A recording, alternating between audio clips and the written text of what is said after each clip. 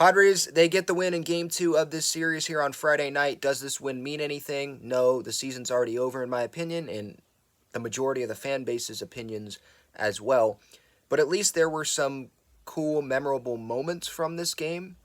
There was an entertaining ending. You didn't want it to be that close. I'm someone that wanted Josh Hader in that game. Like, don't mess around. But again, like, the season's over. So do the Padres really need to win these games? Does it really matter for me as much as it did at the beginning of August? Like, who's pitching in these non-save situations in the ninth inning?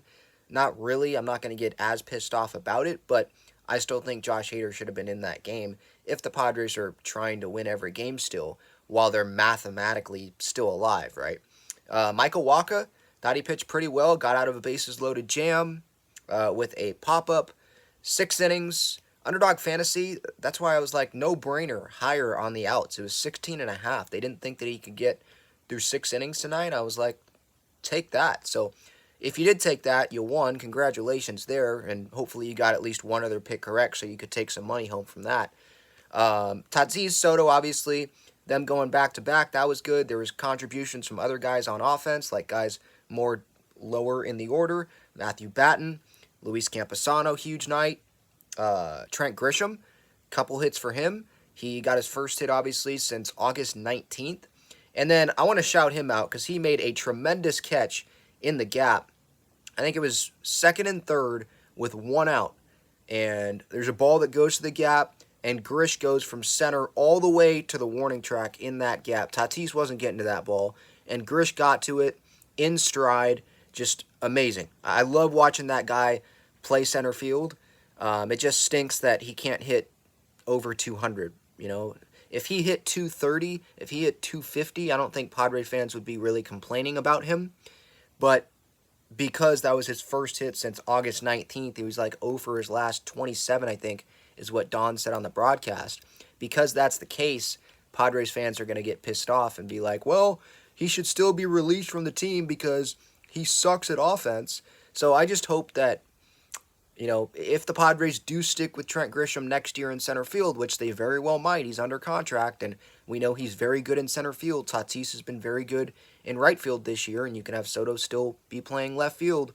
If they stick with Grisham center, I hope that he can be a little bit better offensively, but more importantly, the bigger guys in the lineup, those that are not at the bottom but the top, the star players, they do their job.